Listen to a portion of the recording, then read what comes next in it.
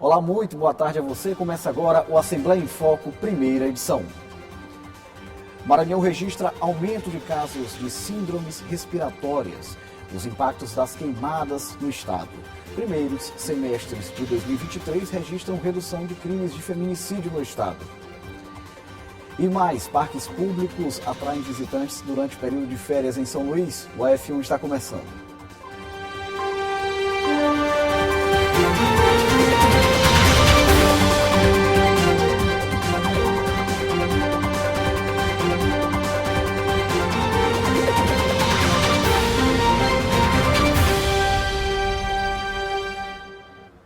Autoridades e profissionais do setor de saúde pública permanecem monitorando a incidência de casos de síndromes respiratórias no estado. O problema ganhou projeção no Maranhão nos últimos meses. Os detalhes na reportagem de Joelson Braga. Desde o fim do ano passado que o Maranhão tem enfrentado um aumento nos casos de síndrome respiratória aguda grave, gerando preocupação entre as autoridades da saúde. Cerca de 400 casos foram notificados entre maio e junho. A secretária adjunta de Políticas de Atenção Primária e Vigilância em Saúde observa que nesta parte do ano é comum o aumento dos casos em razão do período chuvoso. As estações de outono e inverno, elas são os períodos onde a gente espera o maior número de casos de síndromes gripais e síndromes respiratórias agudas graves. Aqui no estado do Maranhão, a gente começa com esse aumento do número de casos de novembro e a gente normalmente espera até junho, julho, a depender da estação, né? Se é um ano que tem um período mais prolongado de chuvas ou não. De acordo com a Fiocruz, no estado, o vírus sincicial respiratório representa 40,3% dos casos, seguido pela Covid-19, que está em declínio e agora representa 22,8% dos casos. Influenza A representa 17,5% e influenza B, 6,6%. Os especialistas alertam, principalmente no caso de crianças, que apresentem sintomas gripais entre 3 e 4 dias e que não haja uma melhora, que busque imediatamente uma unidade de saúde para que não haja um agravamento do caso. A síndrome respiratória aguda grave é caracterizada por quadro de febre de início súbito, acompanhada de tosse ou dor de garganta, e pelo menos um dos seguintes sintomas: cefaleia, dor nas articulações, dificuldade para respirar e piora nas condições clínicas de doença de base. Apesar da preocupação, a secretária adjunta da Secretaria de Estado da Saúde observa que existem dados mostrando que os casos já estão diminuindo com o fim do período chuvoso. De acordo com o nosso monitoramento, né, nos sistemas de informações de síndromes gripais e síndromes respiratória aguda grave, o nosso aumento do número de casos ele se deu até a semana 20, 21. Então, nós já estamos na semana 28, 29, então a gente já vê, a partir da semana 21, uma diminuição do número de casos. Outra orientação dos especialistas é manter em dia a vacinação completa. Recebeu alta hospitalar nesta segunda-feira o ex-presidente da República, José Sarney. Segundo informações da família, o político sofreu um acidente doméstico ontem em casa. Após ser submetido a alguns exames, José Sarney foi diagnosticado com um quadro de isquemia cerebral, considerado pelos especialistas como um tipo de bloqueio na circulação sanguínea do cérebro. Apesar dessa condição e por conta da situação estável, José Sarney recebeu alta e já está em casa. O Maranhão registrou redução nos casos de feminicídio, com dados relativos aos primeiros meses de 2023, se comparados ao mesmo período do ano passado. O governo do estado tem investido em equipamentos públicos que atuam no combate à violência contra a mulher. Mesmo diante da queda, os números ainda exigem preocupação das autoridades. De acordo com a Secretaria de Segurança Pública do Maranhão, a redução foi de 42% nos casos de feminicídios no estado nos 4 primeiros meses deste ano em relação ao mesmo período do ano passado. Entre janeiro e abril do ano passado, foram registrados 19 feminicídios no estado. Neste ano, nos 4 primeiros meses, foram 11, uma diminuição considerável. Essa diminuição se dá pela atuação forte do Ministério das Mulheres, um fortalecimento das políticas públicas para as mulheres como um todo, o fim da pandemia do coronavírus, a diminuição do discurso de ódio para com todas nós mulheres e a descentralização de políticas públicas do governo do estado do Maranhão. Então, assim, a gente vai conseguir cada vez mais ampliar os serviços e fazer com que todas nós, mulheres, possamos acessá-los quando necessário. Na última semana, mais 3 pessoas envolvidas em casos de feminicídio no estado foram presas. 2 deles, pai e filho, foram presos na cidade de Barra do Corda, a 450 quilômetros de São Luís. Eles são apontados como responsáveis pela morte de Raquel Gomes, de 33 anos, na zona rural do município. O mandante do crime, ex-marido da vítima, já encontra-se preso e à disposição da justiça. A motivação do crime teria sido porque a vítima não queria reatar o relacionamento. Então, o ex-marido avisou: se você não for minha, não será de mais ninguém. Contratou pistoleiros e mandou matar a ex-mulher. Encontram-se todos os envolvidos presos à disposição da justiça. A outra prisão aconteceu em Codó, também no interior do estado, onde um sobrinho teria matado a tia. Ele foi preso em flagrante.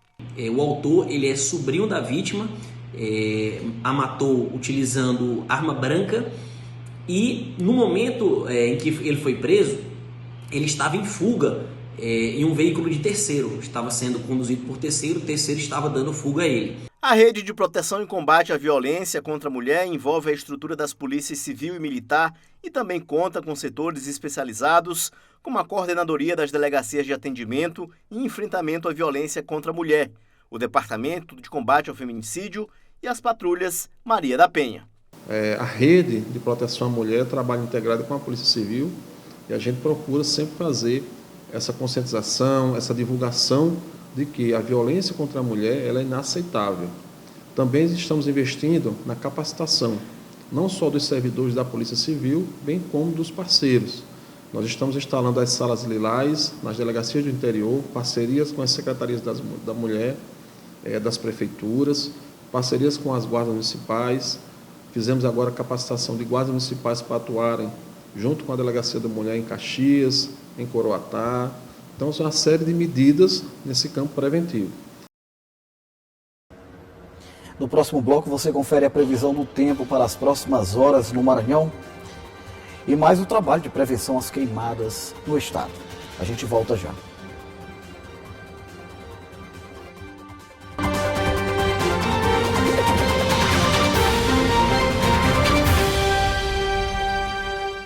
Mais de 600 focos de incêndio foram detectados no estado durante os 13 primeiros dias do mês de julho. O fim do período chuvoso aumenta o alerta e a preocupação das autoridades com o problema. De janeiro a junho deste ano, o Maranhão se posicionou como o segundo estado brasileiro que mais registraram foco de queimadas. Dados dos satélites do programa Queimadas, do Instituto Nacional de Pesquisas Espaciais, o INPE, apontam que somente nos primeiros 13 dias de julho deste ano já haviam sido detectados 681 focos de incêndios ativos no Maranhão, 101 focos a menos que o mesmo período no ano passado.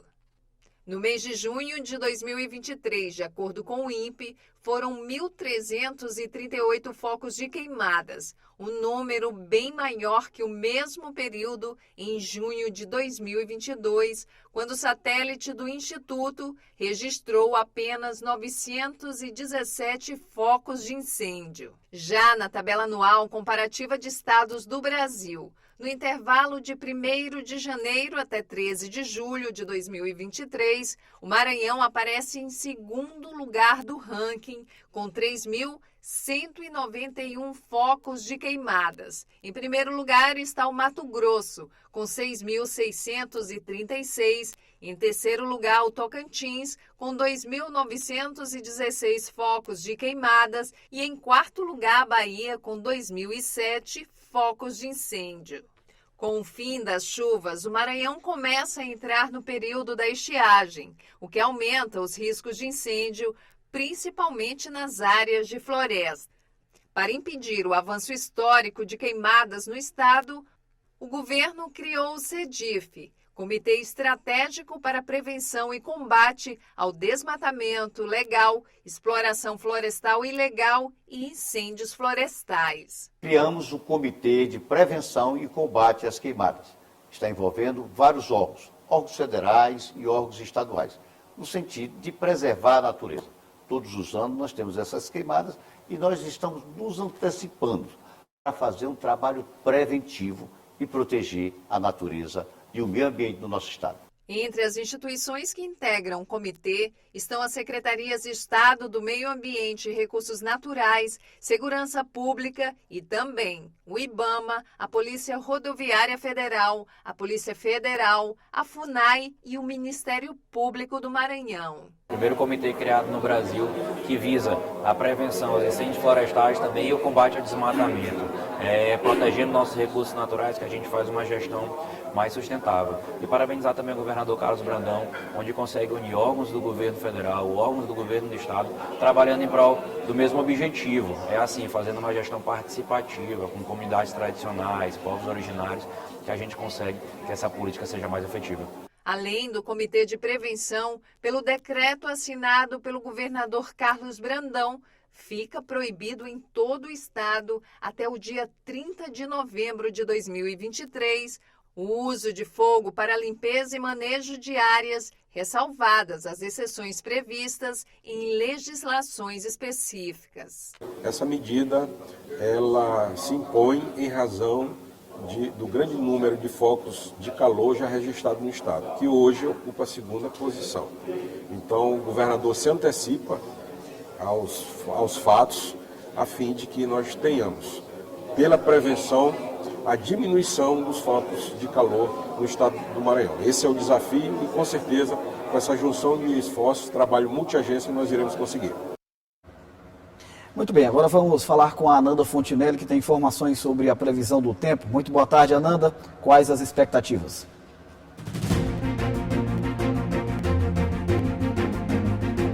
Boa tarde, Ronald. Boa tarde para você. Vamos ver a previsão do tempo para hoje, segunda-feira, início de semana. Olha só, na capital a semana começa com uma previsão de um sol entre nuvens, mas deve chover rápido até o final do dia. Os termômetros variam entre 25 e 33 graus. Em Monção, cidade que hoje completa 266 anos de emancipação, o clima também é bem parecido.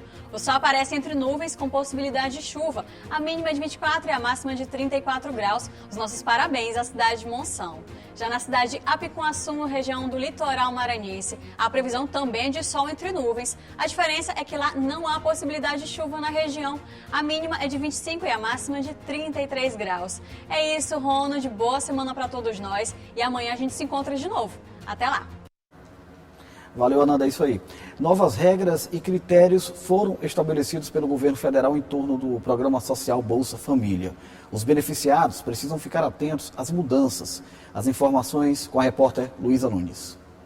Boa tarde, Ronald. O Ministério do Desenvolvimento e Assistência Social Familiar e Combate à Fome publicou no Diário Oficial da União algumas regras para o ingresso de famílias no programa do governo Bolsa Família, como novos critérios para o cadastro. Essas mudanças vieram porque no mês passado o governo federal sancionou a lei número 14.601, que estabelece o novo formato do programa. Foi anunciado que no novo formato a renda individual passa a ser de R$ 218. Com a ampliação, o número de famílias com acesso ao programa também vai aumentar. A renda individual, sendo de R$ 218, fica em um total de R$ 600 por família. A partir dessas regras, a portaria publicada detalha a composição dos valores a serem pagos às famílias, sendo o principal o benefício de renda de cidadania, que atualmente é de R$ 142 por pessoa. Eu fico por aqui, é com você, Ronald. Valeu, Luiz, obrigado. Hora do intervalo, na volta, a gente confere os destaques do portal da Assembleia. Você vai ver ainda os parques públicos de São Luís como alternativa de passeios durante o período das férias. A gente volta já.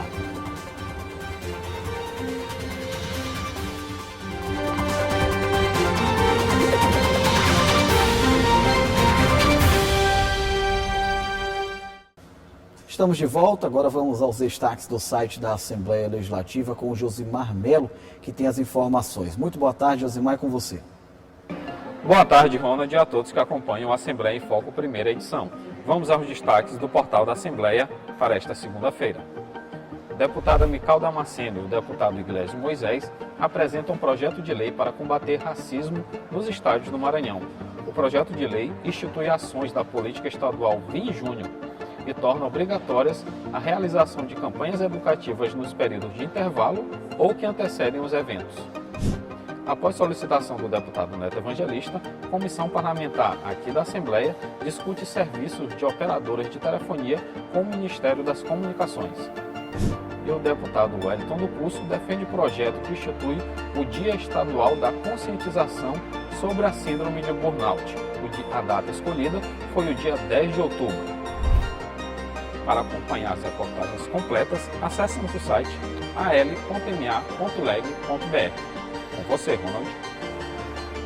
Valeu, Josimar, obrigado. Terminam hoje as inscrições para o processo seletivo destinado à contratação de profissionais da educação para a Prefeitura de São José de Ribamar. Os interessados devem se inscrever por meio do site da Fundação Sousandrade, www.fsadconcursos.org.br. O processo seletivo será realizado via prova de títulos. O valor da inscrição é de R$ 150. A remuneração pode chegar a R$ 4.420,55 com jornada de trabalho de 20 horas semanais. Durante o período de férias, naturalmente, se registra um aumento no fluxo de pessoas pelos pontos turísticos da capital e do interior do estado. Uma opção que tem atraído os visitantes está nos parques públicos, com quadras esportivas, espaços naturais e brinquedos. Os equipamentos têm sido uma alternativa e tanto para quem busca um passeio tranquilo com diversão. Natureza e diversão formam uma combinação perfeita que tem atraído milhares de maranhenses aos parques públicos da capital e do interior do estado. A possibilidade de reunir a família para um fim de tarde ao ar livre, cercado de tranquilidade e segurança, é o que tem movido muita gente a procurar um destes espaços. A Beatriz lembra que a vida nas cidades reduz os espaços de diversão das crianças e assim os parques surgem como uma excelente opção de lazer.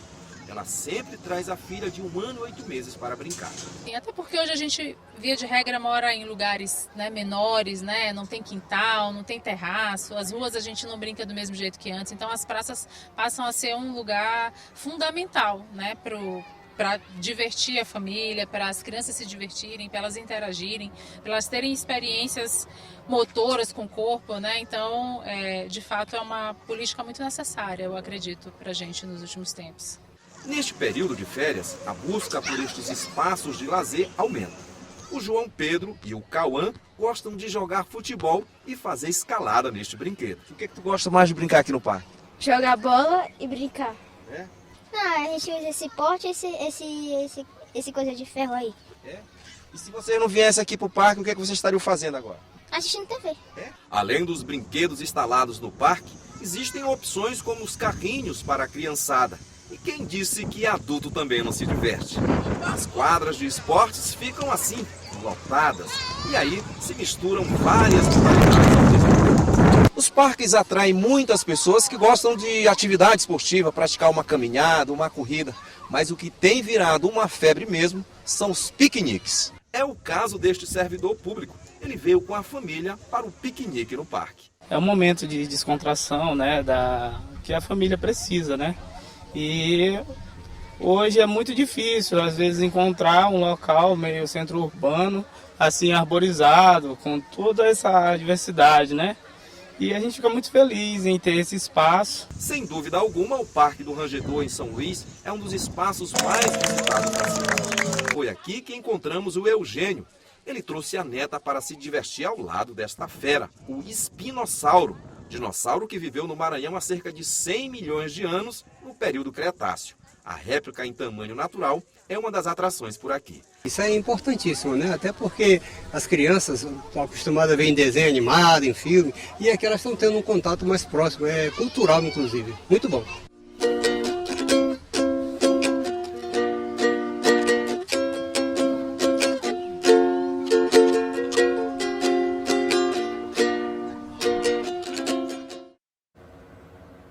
O F1 fica por aqui. Reveja as nossas reportagens através do site aéreo.ma.leg.br.